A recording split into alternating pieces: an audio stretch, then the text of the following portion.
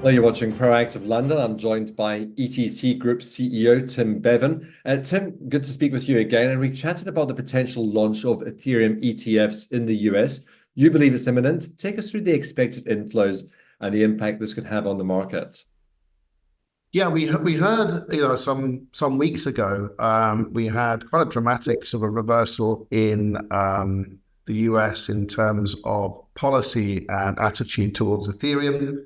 And it was clear that Ethereum ETFs were going to be approved, but it was not clear when that was going to happen. And originally, I think a lot of people thought that it'll take a few months longer, or perhaps see them launch at the end of the summer, early in autumn. But there has been a lot of movement over the last couple of weeks. There's been a lot of activity between the SEC and I think the eight or so issuers that are looking to bring product to market. And commentators in the US are now feeling that we're pretty close. There was a rumor that perhaps it would start this week, but apparently some sort of minor issues the SEC raised are being ironed out. But we're very much on the last stretch now. And there's a pretty solid belief that either it will be next week or the week after that we see Ethereum ETFs launch in the US.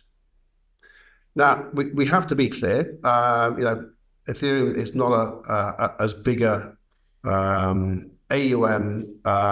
crypto as Bitcoin. It's roughly sort of 75-25 in terms of size relationship. So, we can't expect this event to be as big as the Bitcoin event, but in some senses, it's perhaps more meaningful, which I'll come on to.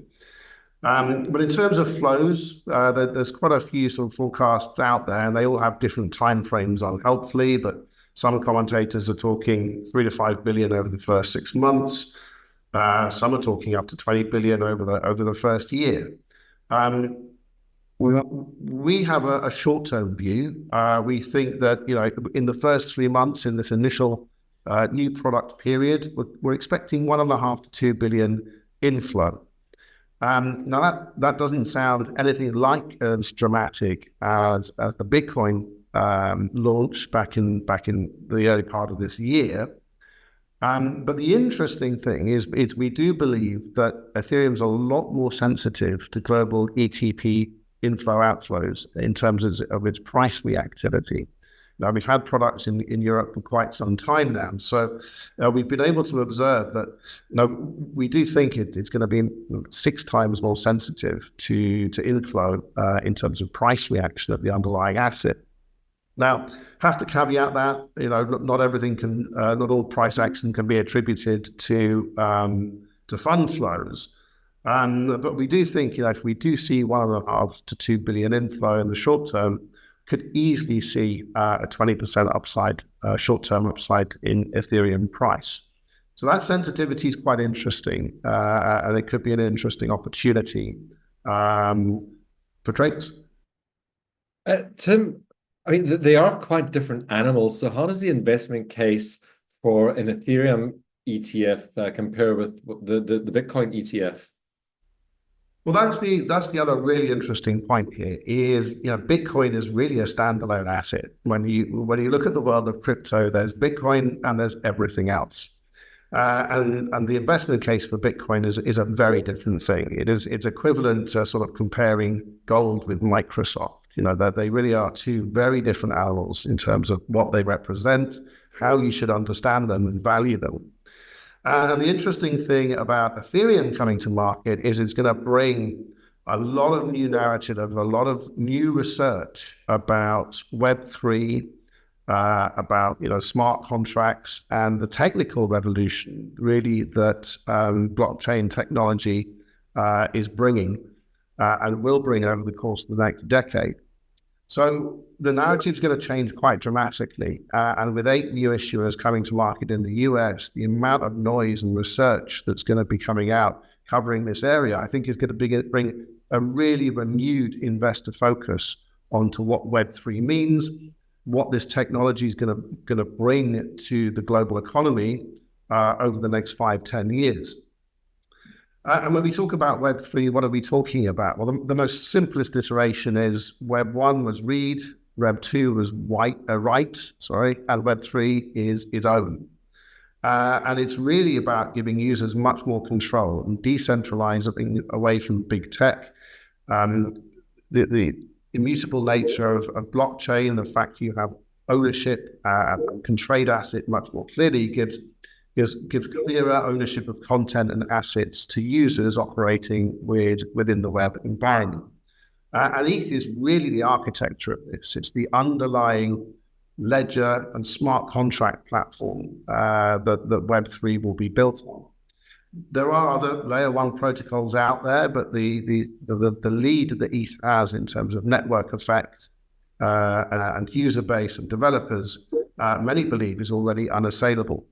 So it's a very new narrative, and it's a much more technology-driven narrative as opposed to the function of Bitcoin, which is a completely different animal.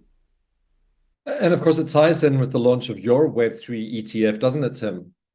Yeah, absolutely. We've just launched a new Web3 ETF in Europe. It's the only Web3 focused thematic ETF in Europe at this time. And again, really focusing on that theme of Web3 really dominating over the next 5-10 years. Focusing on the key components of what Web3 will consist of. NFTs, tokens, tradable assets, the underlying blockchain technology, so big data and artificial intelligence, and sort of metaverse, the sort of gaming component and the other aspects there. So now we think it's a very relevant thing to bring to market, especially now, because again, the launch of the ETH products in the US will see a huge renewed focus from investors on this specific area of thematic technology. Tim, how about Solana applications to the SEC?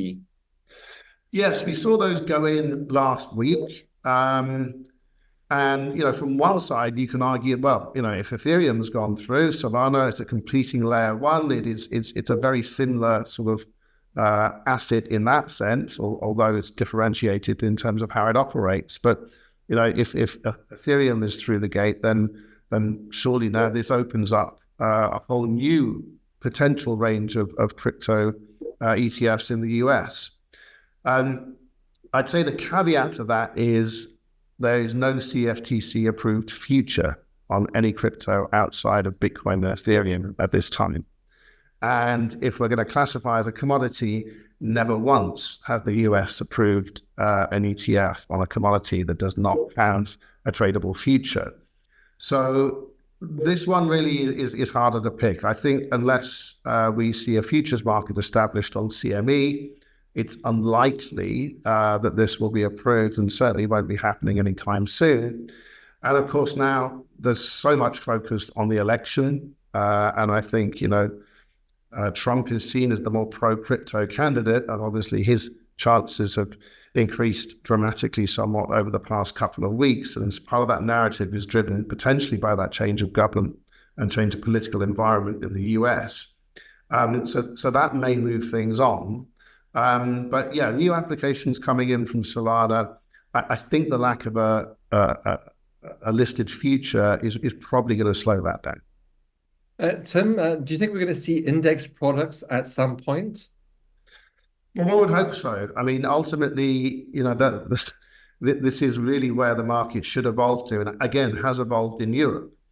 And the Ethereum products in the States, they will be price return only. They won't incorporate staking returns, which is a fairly fundamental part of the economic profile of these assets. So, there's a long way to go in terms of developing the US market, but we're fortunate in Europe.